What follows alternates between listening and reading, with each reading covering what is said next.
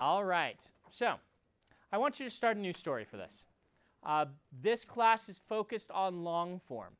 We will go ahead and have some lectures on short stories, preferably by Eric, but we are focused on long form. The ideal thing for you to do would probably be to try to write a 30,000-word novella. Novellas work like a novel. They have exercise a lot of the same muscles, but then you can actually finish something. I released a 30,000-word novella last year, Emperor's Soul. That's about the length that you are shooting for in this class.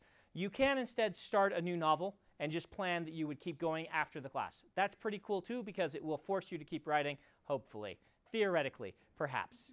But I do want you to start something new rather than something you've been working on. One of the reasons for this is a lot of writers who want to become pros get stuck in a rut of working on the same concept over and over and over again. I don't want to let you keep doing that.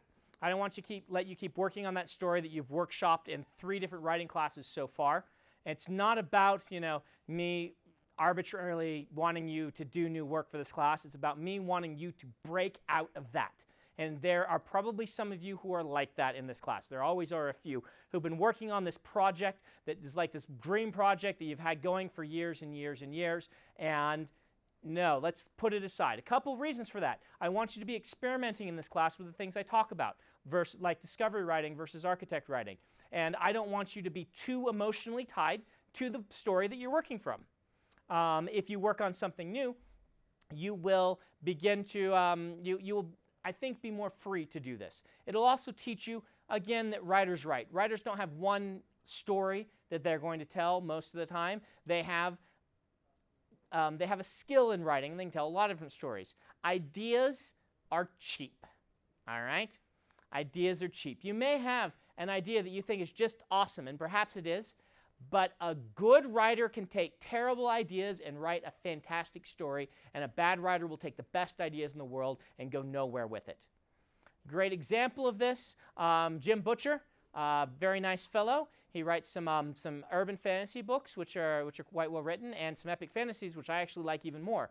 Jim Butcher was on a forum arguing with someone about this topic. Jim Butcher is a writer. The person with whom he was arguing, I assume, was not.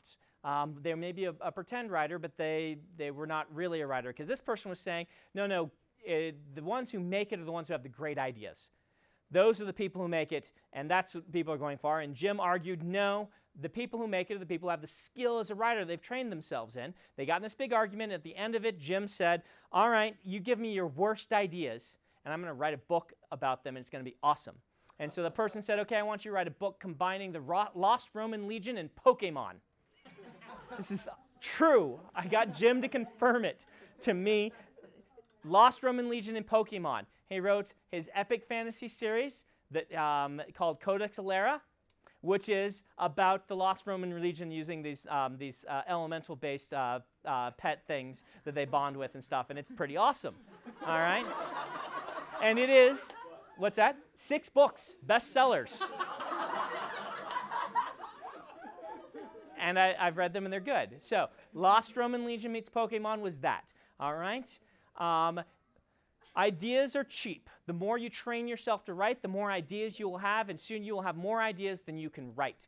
I'm going to prove to you that ideas are cheap several points during this class, during which we'll brainstorm ideas. I don't know if we have time to do that today, because I probably want to get into the world building, but we'll see. But we will brainstorm. We will come up with great ideas for stories. We will have on that day, you walk out with an idea for 6 different books. All right? In fact, I want to do that. Let's do that. We're going to come up with ideas for 6 different books that are going to be cool. You can see anytime you go to writing conferences, people will do things like this. Orson Scott Card has a thing. What's he called? 100 ideas in an hour? 1,000 ideas in an hour.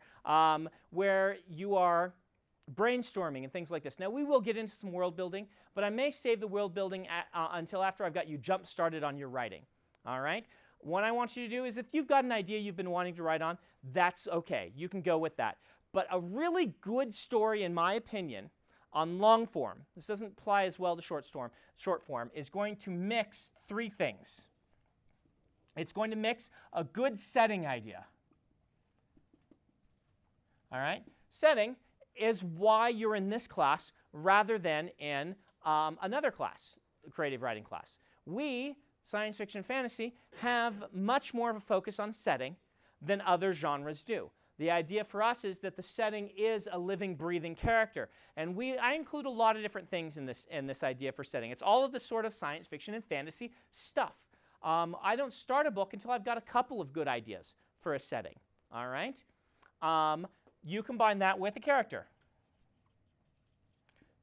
I usually want to start with a good idea for a character. An idea for a character is really a character conflict.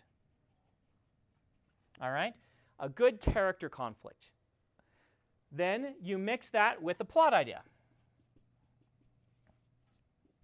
Plot is generally the place where you're going to take, where it's going to be the least original.